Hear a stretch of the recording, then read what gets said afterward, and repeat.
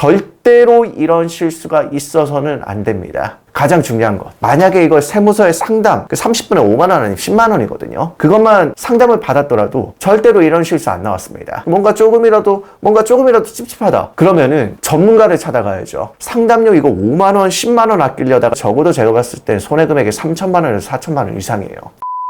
구독자 여러분은 절대 이런 실수하지 마세요. 경매를 하다 보면 이런 사례들이 너무 많이 보여요. 경매 물건에서 실수 한번 하면은 입찰 보증금이 작게는 수천만 원에서 많게는 수억까지 한 번에 내가 평생 동안 모은 돈이 날아갑니다. 이 보증금, 이 한 번의 실수가 내 인생에서 정말 크게 와닿을 수가 있습니다. 이 발목을 한번 붙잡고 평생 갈 수도 있습니다. 그렇기 때문에 신중하게 들어가셔야 돼요. 이 물건 한번 입찰해볼까? 이런 마음으로 들어가시면 절대 안 됩니다. 정말 신중하게 이 물건에 임장을 가고 시세 판단하고 세금 조사까지 하고 난 다음에 들어가는 겁니다. 구독자 여러분들은 그걸 잊으시면 안 됩니다. 되돌리는 게 정말 힘듭니다. 힘들게 모은 돈을 생각해서라도 절대로 손쉽게 생각하고 투자를 결정하면 안 됩니다. 입찰 보증금을 포기하고 잔금 납부를 하지 않으면 그나마 다행이에요. 하지만 대부분은 입찰 보증금을 포기를 하지 못합니다. 당장 눈앞에 그 입찰 보증금 10%가 정말 커 보이거든요. 만약에 내가 잘못된 권리 분석을 해서 잘못된 물건을 낙찰받았을 때는 과감하게 보증금 10% 날리는 게 낫습니다. 그거를 잔금 납부를 함으로써 내 인생에 평생을 후회를 하게 되는 선택지가 되는 겁니다. 앞으로는 이 영상을 보신 분들은 절대로 이 세 가지의 문제만큼은 실수하시면 안 됩니다. 첫 번째로는 세금 문제입니다. 부동산은 기본적으로 세금을 납부를 해야 되는 유형입니다. 취득세도 납부를 해야 되고 양도세 혹은 재산세를 납부를 해야 됩니다. 이 세금에 대한 문제가 첫 번째. 두 번째는 시세를 제대로 판단하지 않았었을 때의 문제입니다. 이거는 뭐 당연하게도 임장도 안 가보고 덜컥 낙찰받는 사례에서 문제가 되겠죠. 가장 마지막 세 번째 사례는 경매를 하시는 분들도 어떻게 보면은 이제 내가 경매 한두 건 정도 해봤는데 이 정도 물건은 충분히 풀 수 있겠다 라고 했었을 때 가장 위험한 유형의 물건입니다. 이 세 가지 물건의 유형들을 제가 하나하나 분석을 해드릴 테니까 이런 실수는 구독자분들은 절대로 하지 않으셨으면 좋겠습니다. 자, 서론은 여기까지 하고 첫 번째 세금 문제부터 해서 하나하나 알아볼 건데, 부동산을 하면서 세금을 알아보지 않았다? 이거는 정말 큰 실수입니다. 얼마 전에도 저희 카페에 상담이 하나가 올라왔는데 그분도 공인중개사 자격증을 취득하시고 경매를 처음에 입찰해 보셨대요. 근데 그 물건을 낙찰을 받았습니다. 이분은 법인을 통해서 낙찰을 받으셨고, 그 다음에 이 물건을 취득세를 확인하는 과정에서 전문가인 세무사의 얘기를 듣지 않고 유튜브의 댓글을 통해서 소통을 했습니다. 유튜브에 댓글을 남겨서 이거 세금이 1.1%가 맞을까요? 혹은 이 임차보증금이 인수되지 않는 금액에서 취득세 13%가 맞을까요? 라고 물어보고 덜컥 낙찰을 받은 겁니다. 자, 우선은 카페에는 이렇게 글을 남겨주셨어요. 낙찰을 잘못 받고 지옥에 빠진 것 같은 초보 경리입니다. 법인으로 빌라를 낙찰받아서 잔금, 보증금 1,500만 원 납부를 했습니다. 그런데 취득세가 2천만 원 이상이 나와서 결국 포기하는 게 좋을 것 같은데요. 등기치고 다시 매도한다고 해도 4천만 원 이상은 손해이고 잔금, 보증금 1,500만 원을 포기하는 것이 좋을 것 같은데 다시 경매를 넣는 그런 방법이 없을까요? 고수님들 도와주세요 라고 카페에 글을 남겨주셨습니다. 절대로 저희 유튜브에 댓글을 남기고 소통하신 분이 아닙니다, 이분은. 자, 우선은 아까 전에 글에 사건 번호는 이 물건이고 2021 타경 60584 경기도 안산에 위치한 다슬 빌라입니다. 우선은 감정가는 1억 8천인데 8%까지 떨어져서 1,400만 원까지 떨어진 물건입니다. 이때 단독으로 해서 낙찰을 받으셨고 이 물건의 선순위 임차인이 1억 6천짜리 임차인이 있는 상태였습니다. 근데 이 물건의 취득세를 판단함에 있어서 전문가의 상담을 받지 않고 유튜브의 댓글을 통해서 소통해서 이거 취득세가 얼마가 나올까를 물어본 게 어떻게 보면 이분의 가장 큰 실수입니다. 그때 당시에 답변을 받은 게 1,500만 원에 대해서 1,480만 원에 대해서 취득세가 13%가 나올 거다 라고 답변을 받으신 것 같습니다. 그러면은 한 200만 원 정도가 되거든요. 200만 원 정도 취득세가 나올 것이다 라고 생각을 하고 이 물건을 낙찰을 받게 됐습니다.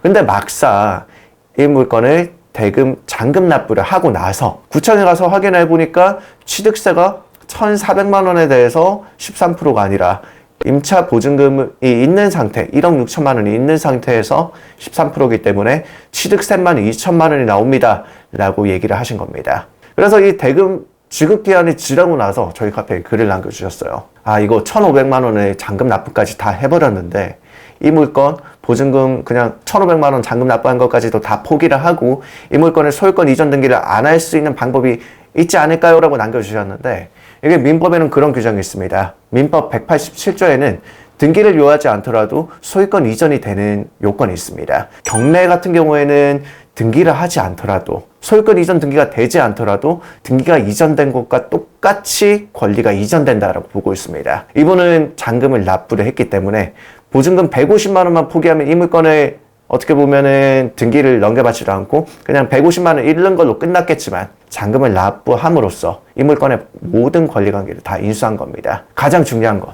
만약에 이걸 세무서에 상담 5만 원 혹은 10만 원, 그 30분에 5만 원 아니면 10만 원이거든요. 그것만 상담을 받았더라도 절대로 이런 실수 안 나왔습니다. 유튜브가 다 전문가가 아니에요. 유튜브 분들 모르시는 거 정말 많습니다. 저 또한 모르는 부분 분명히 있어요. 그러면은 전문가를 찾아가야죠. 내가 그 분야의 전문가가 아니다. 내가 공부를 했는데도 뭔가 조금이라도 찝찝하다. 상담료 이거 5만 원, 10만 원 아끼려다가 이분은 매도하는 시점까지 판단해 보면은 적어도 제가 봤을 때 손해금액이 3천만 원에서 4천만 원 이상이에요. 처음에 이 물건 입찰도 잘못됐지만 150만 원, 이 보증금만 포기했더라도 충분히 이 물건 그냥 낙찰 어떻게 보면 잔금 안 치고 그냥 넘길 수도 있었습니다. 그러지도 않았고 아무것도 안 한 거예요. 전문가 상담도 안 받고. 절대로 이런 실수가 있어서는 안 됩니다. 이게 첫 번째 세금에 관련된 부분입니다. 살면서 절대 아끼면 안 되는 돈이 변호사 비용이요. 변호사 비용과 세무사 전문가를 쓰는 비용입니다. 이 두 개의 비용은 절대로 아끼시면 안 돼요. 이 영상의 시청자분들도 꼭 기억하시기 바랍니다. 유튜브가 결코 만능이 아닙니다. 자, 이 물건을 부가 설명을 조금 덧붙이자면은 1,500만 원은 이분께서 낙찰자분께서 그냥 보유하신 현금으로 납부를 하셨고, 이 임차인의 보증금을 돌려줘야 되는데 이 임차인의 보증금을 돌려주기 위해서는 일반적으로 전세보증금 반환대출이라는 서비스를 이용을 합니다. 근데 이게 개인은 지금 2023년 7월 27일부로 전세보증금 반환대출이 완화가 됐다. 완화가 돼서 이제 어느 정도까지는 나온다. 개인의 소득 수준에 따라서 전세보증금 반환대출이 가능하다 라고 하는데 아직 법인 부분에 대해서는 명확하게 얘기가 나온 게 없습니다. 그러니까 이 물건 같은 경우에도 이미 임차권 등기가 돼 있기 때문에 아마 전세보증금 반환대출이 조금 힘들어 보입니다. 이거는 개인적으로는 아마 매도도 쉽지 않을 거고 임차권 등기를 말소하는 것도 쉽지 않아 보입니다. 만약에 이 물건의 중간에 매도가 잘 되면 문제가 안 되겠지만 이 물건을 보유를 했었을 때는 매년 6월 1일부로 해서 법인에 대해서 종부세가 나옵니다. 이거는 공시지가의 2.7%가 두 채까지 나와요. 세 채 이상부터는 또 5.4%입니다. 여기에 공정시장가액 비율을 곱한 금액으로 해서 나오는데 대략적으로 이 물건은 매년 가지고만 있더라도 법인에 대한 종부세가 200만 원 이상씩 나옵니다. 아무리 못해도 200 정도씩 나와요. 그리고 만약에 이 임차인이 또 임대차 보증금 반환 청구 소송을 통해서 또 돌려달라고 하면은 이게 또 경매로 나옵니다. 그러면 또 이거는 계속해서 무한 반복이에요. 이런 물건 한번 잘못 낙찰받으면 취득세뿐만이 아니라 매도하는데 걸리는 것도 스트레스 정말 많이 받고 절대로 낙찰받으면 안 되는 유형의 물건입니다. 지금 이분에게 남은 선택지는 하나밖에 없어요. 싸게 팔아서 정리를 하는 방법밖에 없습니다. 이런 물건 하나 잘못 받으면은 내가 지금까지 모았던 투자금 한순간에 날리는 겁니다.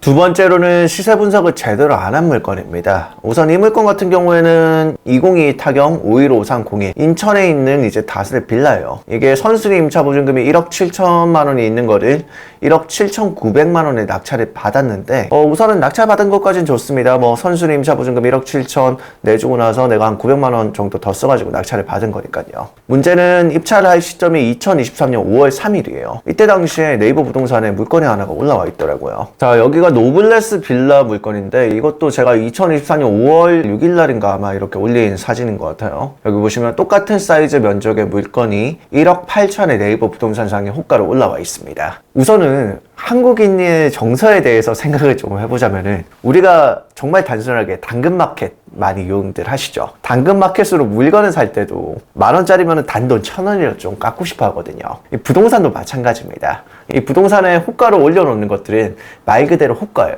어느 정도 이 소유자들도 내고를 해줄 생각이 있는 겁니다. 충분히 협의도 가능하고요. 이 네이버 부동산상의 호가가 1억 8천이다? 그러면 다세대 빌라 같은 경우에는 한 500만 원 정도 까는 거 문제가 안 됩니다. 우선은 이렇게만 따져도 충분히 지금 경매가가 네이버 부동산상의 호가보다 비싸요. 근데 또 문제가 하나가 더 있습니다. 여기 주변의 시세를 보자면은 뭐 대략적으로 판단을 해봤었을 때는 뭐 한 1억 한 중반대 정도 나오는 것 같아요. 근데 이 물건이 최근에 이렇게 거래가 하나 됐죠. 1억 9천에 거래가 됐습니다. 1억 9천에 최근 실거래가가 7월 19일 날 찍혀 있는데, 이걸 보고 이 1억 7천, 1억 8천을 받은 이 사람 잘 받은 거 아니냐라고 얘기를 하실 수가 있어요. 여기 보면 색깔이 조금 다릅니다. 이 녹색도 있고 회색깔이 있어요. 이 녹색깔은 등기 이전까지 완료가 됐을 때 이렇게 녹색깔로 표기가 됩니다. 하지만 회색깔은 거래 신고만 되어 있습니다. 거래 신고만 이제 시청이나 구청에 접수가 된 거예요. 이게 거래 신고 자전거래라고 해서 자전거래를 워낙 많이 하다 보니까 호가를 이런 식으로 거래가 됐다라고 많이 하다 보니까 등기가 안 된 경우에는 이거를 이제 막겠다. 등기부에 소유권 이전 등기가 되지 않는 형태로는 자전거래를 다 막겠다라고 했는데, 지금 이게 자전거래로 소유권 이전이 안 된 상태로 거래 신고만 들어간 겁니다. 그러면 얼마든지 이거 계약 취소할 수가 있어요. 그래서 제가 혹시 몰라서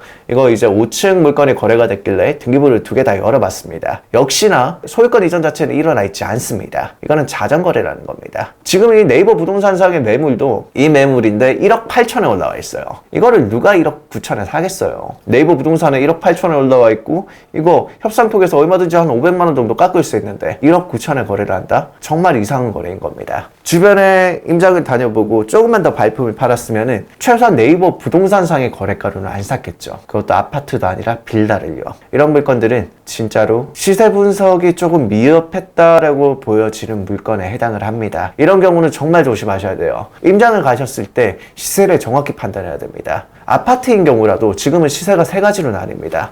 실입주가 가능한 매물과 세입자가 껴있는 매물, 혹은 좀 오래된 구축의 경우에는 인테리어 상태에 따라서 작게는 1,000만 원에서 많게는 1억 단위까지 차이가 납니다. 3억짜리 아파트들은 불구하고요. 그러니까 이런 것들까지 명확하게 들어가지 않고서는 시세 판단이 힘들다는 겁니다.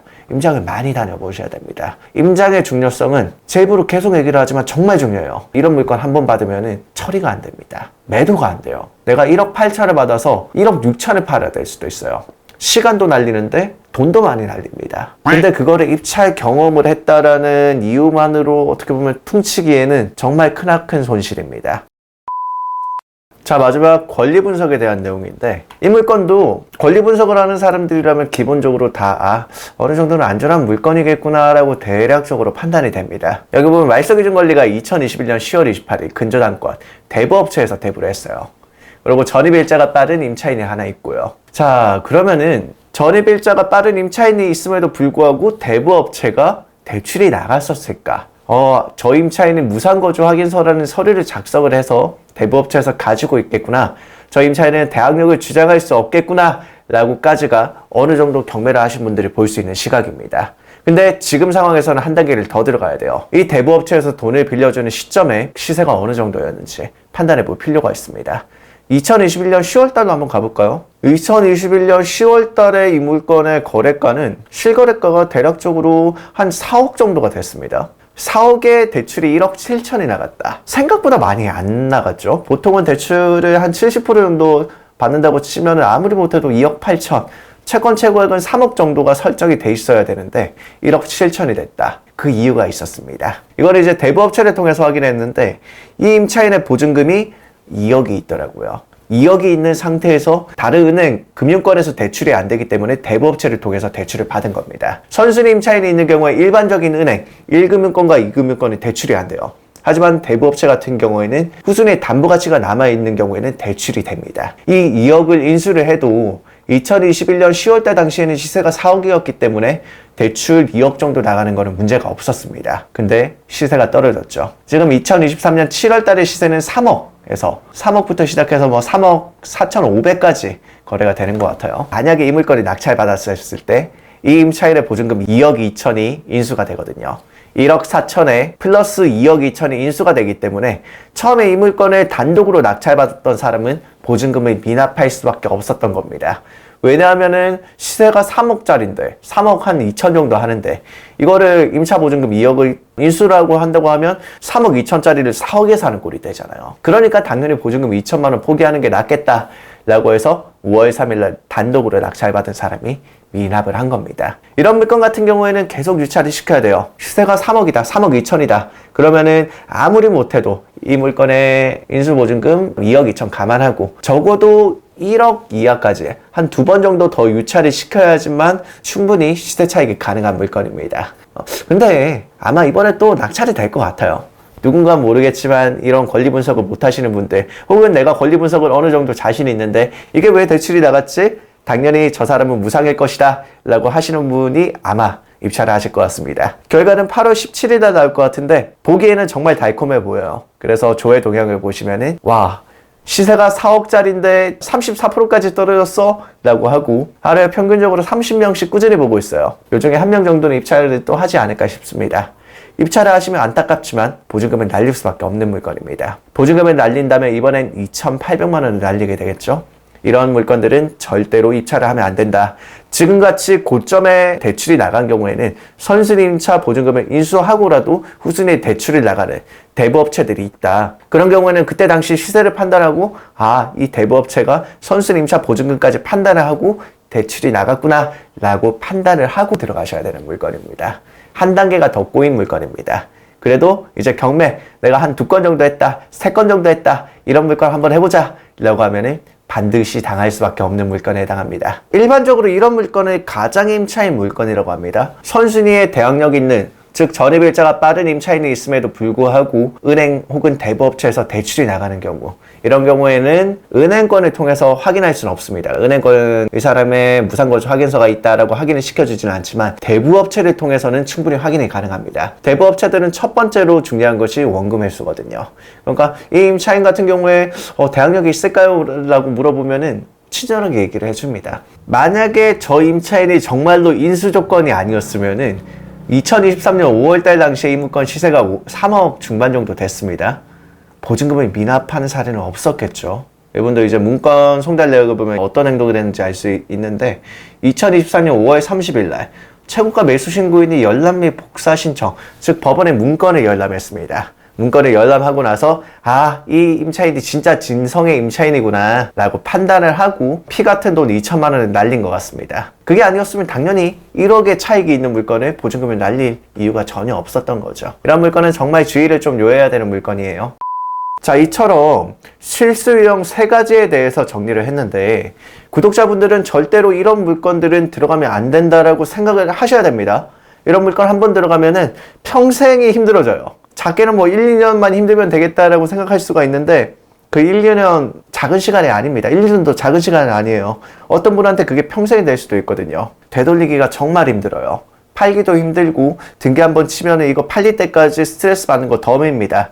그렇기 때문에 이런 실수들을 조심하시고 투자에 만전을 기해서 정말 신중하게 투자를 하셨으면 좋겠습니다. 이번 시간에는 좀 무거운 주제를 가지고 얘기를 했는데 이런 주제를 찍는 게 저도 솔직히 내키진 않아요. 근데 여러분들이 꼭 알아야 되는 내용들이기 때문에 제가 이렇게 유튜브 영상을 촬영을 했는데 다음번에는 누구나 손쉽게 안전하게 권리 분석이 가능한 물건으로도 충분히 수익 실현이 가능한 물건들을 보고 그런 물건들을 토대로 수익을 냈던 사례들을 한번 보도록 하겠습니다. 감사합니다. 앞으로도 좋은 영상으로 찾아뵙겠습니다. 부동산 2인자의 안진우성 멘토였습니다. 부동산 2인자 온라인 강의 런칭, 얼리버드 할인 이벤트. 지금까지 이런 강의는 없었다. 부활못을 위한 가장 친절한 강의. 부동산의 붙자도 모르는 사람들, 어려워서 시작조차 못하는 분들을 위해 준비했습니다. 처음엔 낯선 부동산 용어부터 개념, 투자 방향성까지 부동산의 기초 뼈대, 여기저기 찾아보면서 시간 낭비하지 말고 원스톱으로 해결하세요. 경매 실전 강의, 낙찰을 위한 경매가 아닌 돈을 벌기 위한 경매. 컴팩트하게 필요한 기술만 제대로 알고 제대로 써먹자. 경매 기술만 가르쳐드리지 않습니다. 앞으로 돈 되는 지역, 분석, 호재, 추천, 입지 선정까지. 런칭 할인 이벤트 최대 33% 할인 기간 불시 종료. 서둘러 신청하세요.